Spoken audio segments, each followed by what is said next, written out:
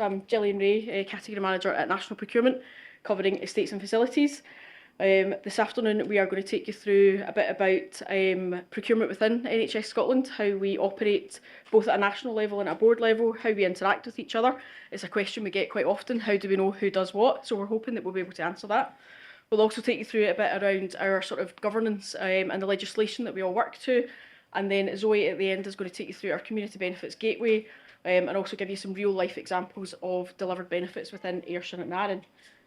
For legislation, within Scotland and any public sector body, we are bound by some very strict regulations around procurement. The Procurement Reform Act and the Public Contract Scotland regulations, they define what we need to do in terms of our procurement to make sure that we are fair, open and transparent to all bidders across the market. Anyone that wants to be involved in our tenders, those procurement rules make sure that you have the opportunity to be part of that, and they dictate when we go to market, how we go to market, and how long we need to have our tenders open for. Increasingly over the years, certainly since I joined the public sector, we have saw more being brought into procurement, not just about buying products and services, it's also about how you as suppliers can help us deliver a better benefit for the public sector and wider communities. And we increasingly see things around the Community Wealth Act, Equality and the Sustainability Acts all being brought into procurement so that we can deliver a better benefit across the public sector and to our communities and beyond. Within the NHS in Scotland, we have a sort of split economy in terms of what we do. So we have around about £4 billion worth of spend. We've got 14 territorial health boards and 7 special health boards. We operate in terms of trying to aggregate our spend. So I know some other speakers have mentioned that today in terms of aggregating spend.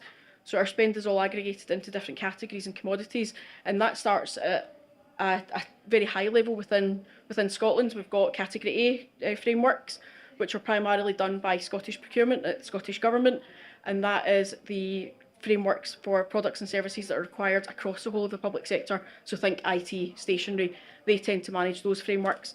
Then we've got Category B frameworks, which tend to be done at a national procurement level.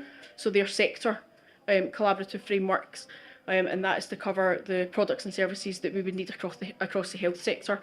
And then the final one, which is where the boards tend to operate, is in those Category C contracts, and that is the ones that are very much specialised for local requirements. And it might not be that there's another health board, if we're taking health for example, that has that same requirement, so they would then go out and procure that on their own. You'll see our split against sort of national and health board contracting, where around 60% is national contracts that we do at national procurement, and the other 40% being a health board local spend level. And again, just that we're increasingly being used as a lever not just to deliver the value for money, but also to deliver the community benefits, the fair work first, and looking now into the social value aspects of what we can bring to the public sector across Scotland. All of that is underpinned by our public procurement strategy. So this was a first ever pan-sector public procurement strategy for Scotland.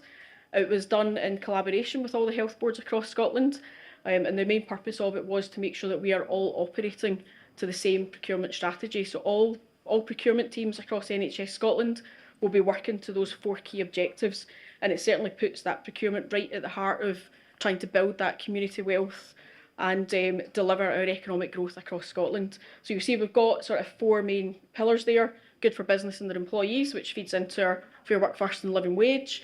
We've also got the good for society, which is looking at our environmental impact, our waste reduction, circular economy and value for money. And we're good for places and communities, and that's really taking it right into the heart of community benefits and what can be delivered through our contracts to benefit society as a whole. And then open and connected. How can you get in touch with us across the whole of the public sector? We all use Public Contract Scotland, and it's there to allow you to engage with us. Within this strategy, we have 6 strategic priorities that again help our procurement teams to really build that tender documentation. They're looking at developing the procurement skills and workforce, collaborative procurement, which would be a prime example of being national procurement, procurement technologies, digitisation. How can we do things more efficiently with the technology that we've got? Embedding sustainable and ethical procurement, again, how we take that legislative mandate and drive it into our frameworks for delivery through our products and services. And ensuring we've got supply chain resilience. That's really key in the NHS. We all saw that through COVID, that supply chain resilience is paramount to everything we do. We need to be able to be resilient to continue to deliver the good health service that everybody sees across Scotland. And that developing relationships and maximising our risk, maximising our value and reducing risks. That's where we bring in more supply chain partners. We speak to our suppliers, we understand what is going on within your business, what your risks are, what your challenges are, and we take that forward into our frameworks and strategies as we move forward. Really underpinning all of those 6 strategic priorities are our own sort of governance and our procurement compliance, our reporting capability and our protocols that enable us to drive everything forward, and that continuous improvement. There's a real ethos within NHS procurement of improving how we do things, trying to make it better for next time. And one area where we see this strategy really coming into fore is in that embedding the sustainable and ethical procurement. It's now, as I said, forefront of everything we do in terms of our tender documents. It's not just value for money. We are increasingly putting community benefits and social value and sustainability agenda in as weighted scores within our tender documents. So it becomes, as suppliers, not what you're going to provide for us, but are you going to do it in a sustainable and responsible way? And we do that by collaborating again with you partners out in wider industry, and also with collaborating with our health boards to understand, what is it they want to get from our frameworks as well? How can we work collectively to improve the service that we're getting? And then once frameworks go live, it doesn't end there. We have regular innovation meetings with some of our key suppliers about how can we continue to improve the sustainability and environmental impact of the products and services that we're getting, be that reduced packaging, or is it looking at route optimisations where we've got a lot of vehicles out on the road? How do we improve that? So it really does come to the forefront of what we do if you can demonstrate how you are going to deliver products and services in that sort of ethical, sustainable and value-driven way that goes beyond just the cost parameters. So I've covered a bit about, our governance and the regulations that we need to follow. We've put this slide here on purpose so Zoe can then go into, obviously, what we do at a local level and what the board does. But from a national procurement landscape, so we are the largest public sector procurement organisation in Scotland. We manage, 350 collaborative agreements. We've got 1,100 suppliers and we've got around 100 staff in our strategic sourcing and commercial teams. We also are the sole distribution service for the NHS in Scotland. So we've got 3 large warehouses that you can see on the screen there, Canderside, Tighton and Coddington. They stock all of the products and or the bulk of the products and services that we buy that are then distributed out to hospitals on a daily and weekly basis. So between the 3 warehouses there, they have 9,000 line items and they deliver 80,000 products every week to keep our health service up and running. That is underpinned by 300 staff operating in that logistics environment as well. And for a sort of scale and size of it is the width and depth of 6 football pitches with 4 double-decker buses in height. So it's a massive, massive operation. And everything we do there, a lot of our frameworks feed into what we're supplying through there as well. And it's all about keeping the NHS up and running and making sure the products and services arrive at the right time for when they're needed in terms of clinical setting. Within national procurement, we have category teams, and we're all shaped in that way and form to allow us to get the best value over specialising in our commodity areas. So you'll see I put some of the areas on the screen there. My team do estates and facilities, so we are really focused on the frameworks and spend within the estates and facilities area.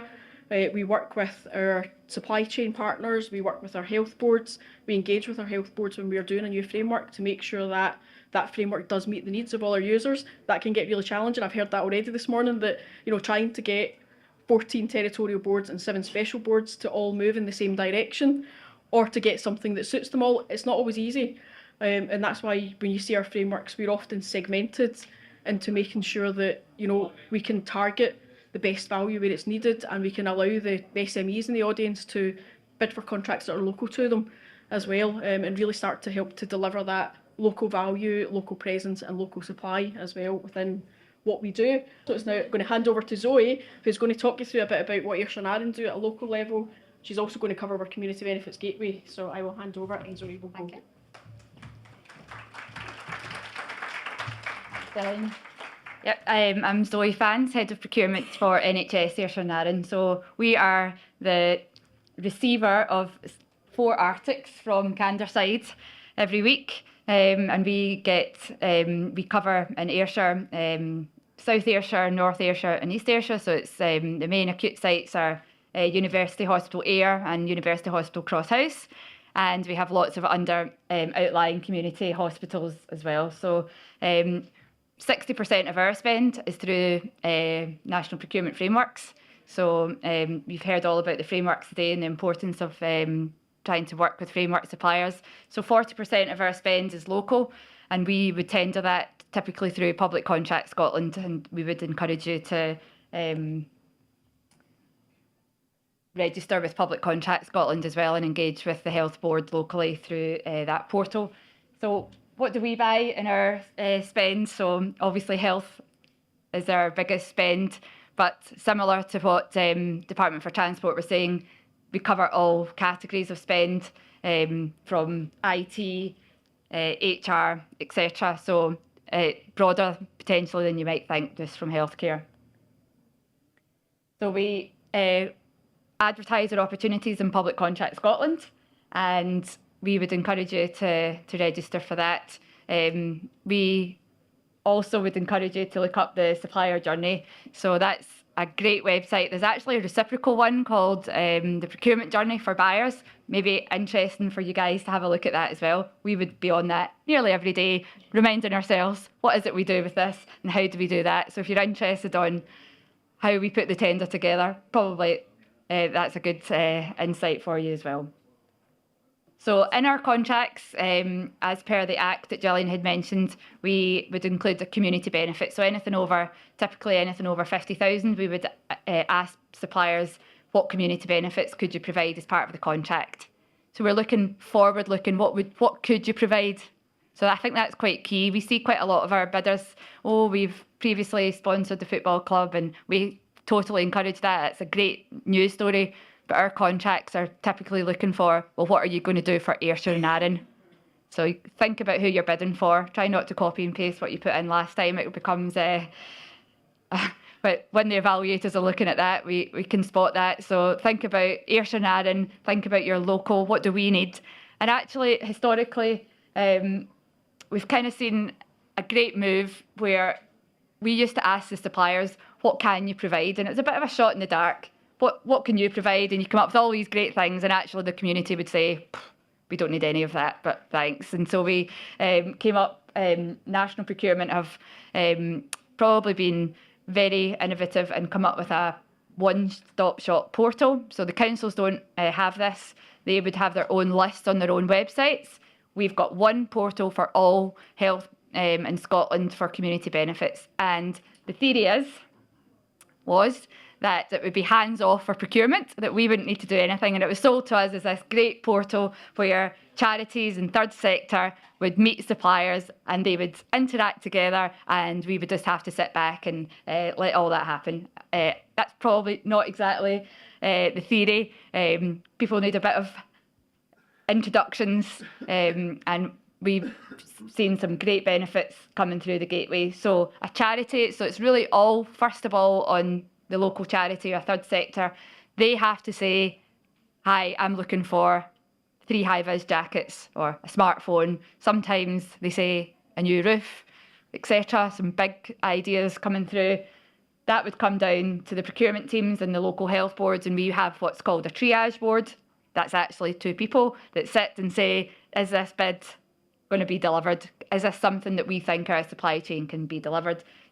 We would go back normally on all occasions to say, could you tweak that a bit? Could you make it less big, probably? Small, we find, is great. Suppliers are typically looking for something that they can deliver. A couple of hours volunteering or a new carpet, a donation to something. That's what we are encouraging our supply charities to put on the portal.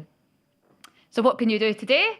So you can go onto the Community Benefit Gateway. It's a free of charge website, so that's exactly what you'd see. No login, just straight on.